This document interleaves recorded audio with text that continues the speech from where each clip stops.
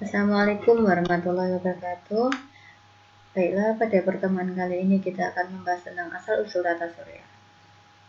Nah, adapun tujuan kita belajar dari tentang asal-usul tata surya ini agar kita lebih memahami bagaimana terbentuknya tata surya, bagaimana planet-planet itu terbentuk, terus macam-macam planet itu apa saja. Nah, itu adalah tujuan yang akan kita pelajari. Nah, sebelum kita mulai ke materi pokok, kita tahu bahwa perkembangan ilmu astronomi sangat pesat sehingga banyak hal baru yang dikemukakan berkaitan dengan keadaan alam semesta. Salah satunya adalah penguasaan tentang asal-usul terbentuknya tata surya dan membahas secara dalam tentang matahari. Nah, untuk pertemuan kali ini kita tidak terlalu bahas detail tentang matahari, kita hanya sekilas akan membahas tentang matahari. Oke. Nih, asal-usul terbentuknya tata surya. Sistem tata surya terbentuk dari awan debu dan gas yang mengalami pergerakan dan rotasi. Rotasi awan debu dan gas tadi meningkat karena adanya kekekalan momentum sudut, sehingga sebagian besar dari masanya berkondensasi menjadi badan pusat yang pada akhirnya menjadi bintang utama atau matahari. Itu teori secara global terkait tentang sistem tata surya.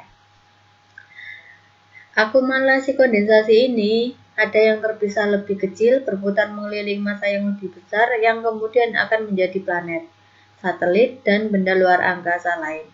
Dari sini sebuah sistem tata surya akan terbentuk. Rotasi yang cepat dari tubuh pusat ditransfer secara bertahap melalui proses magnetic interlocking ke materi yang ada di tepi. Hal ini bisa dijelaskan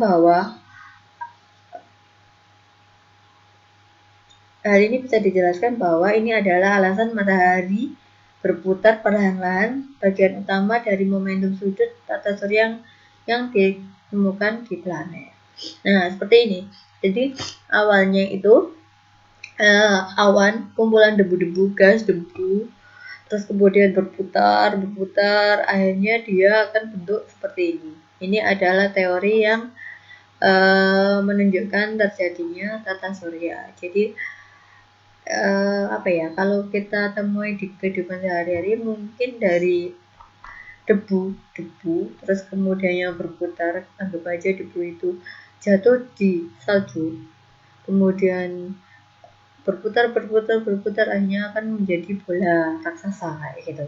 Nah, untuk terbentuknya ini kurang lebih sama. Jadi debu berputar terus akhirnya membentuk suatu gumpalan. Dan ini adalah matahari dengan planet-planet yang berada di suatu galaksi Bima Sakti. Jadi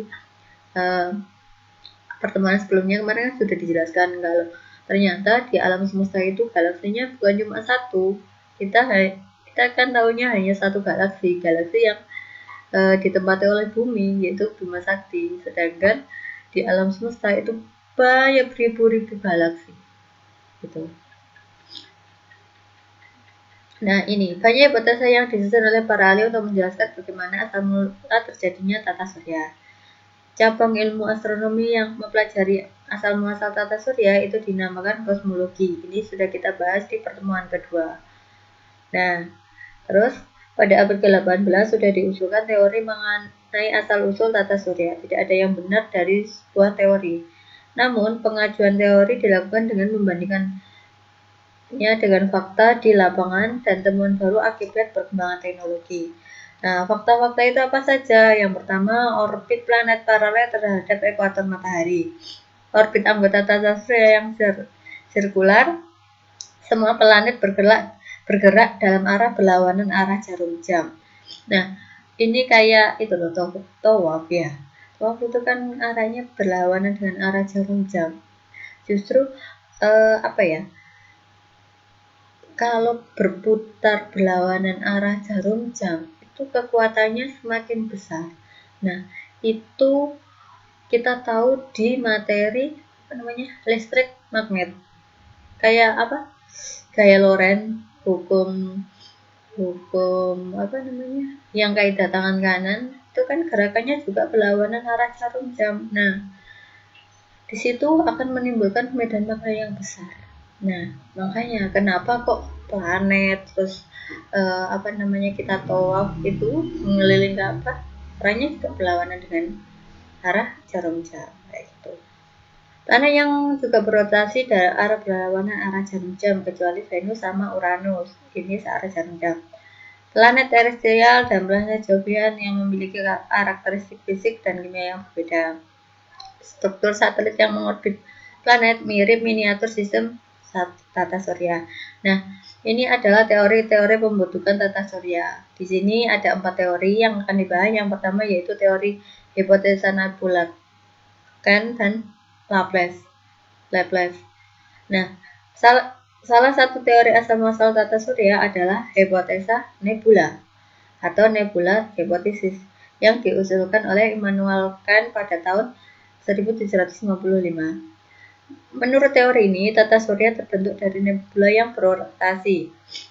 Pada tahun 1796, Simon de Laplace mengusulkan bahwa planet terbentuk dari cincin gas yang disamburkan oleh ekuator matahari. Jadi ini geraknya kan berlawanan tadi.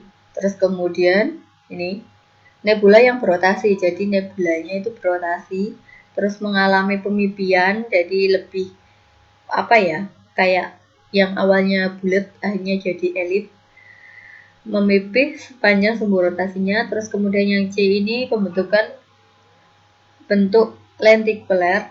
Terus kemudian serangkaian cincin membentuk akibat terjadinya pengurutan inti. Jadi intinya yang di dalam ini mengkerut, akhirnya dia akan berbentuk seperti cincin. Nah, terus kemudian terbentuk planet di masing-masing cincin itu. Itu kalau misalnya berdasarkan teori nebula. Nah, biar lebih jelasnya kita bisa lihat video. Ini videonya, yaitu pembentukan apa namanya, teori nebula tadi. Jadi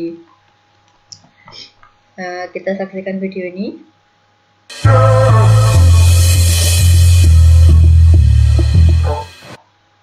Dan bagaimana terbentuknya.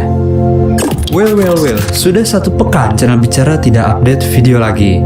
Pasti kalian semua sudah nggak sabar kan nunggu video baru lagi dari channel Bicara.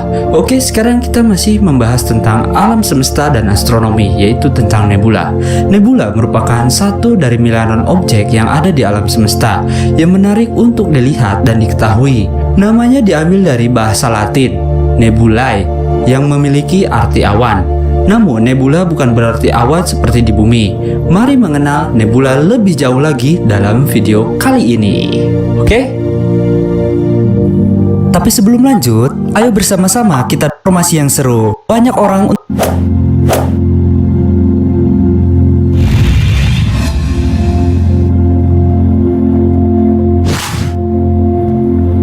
diketahui nebula merupakan kumpulan debu, gas, hidrogen, helium, dan plasma yang juga sering menjadi tempat pembibitan bintang-bintang baru.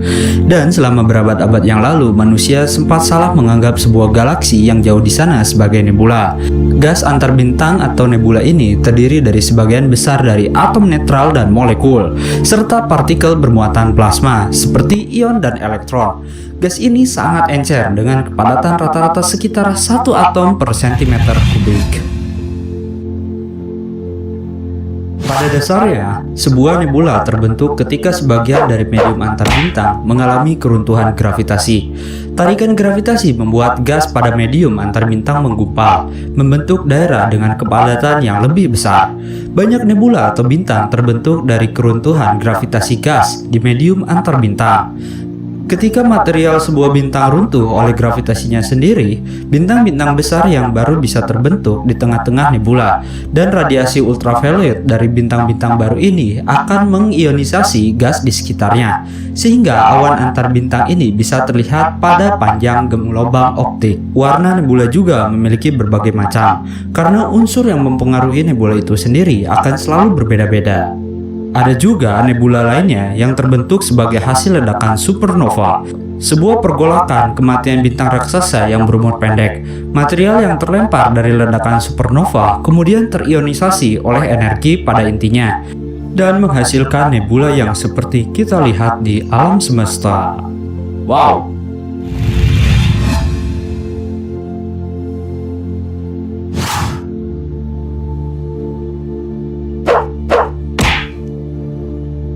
So, jadi nebula itu adalah awan antar bintang yang terdiri dari debu, gas, dan plasma.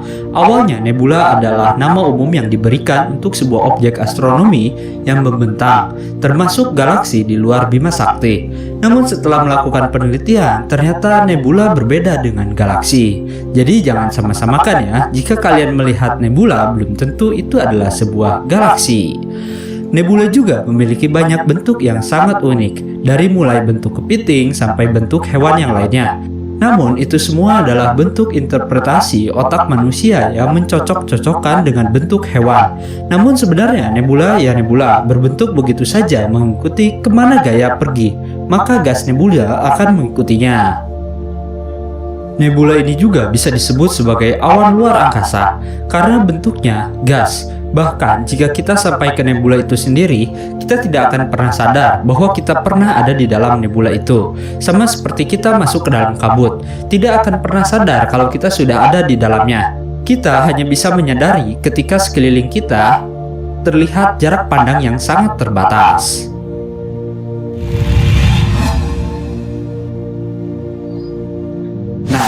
Jadi itu semua adalah tentang nebula untuk kali ini. Menurut kalian bagaimana guys? Apakah nebula itu keren dan bagus untuk penghias langit?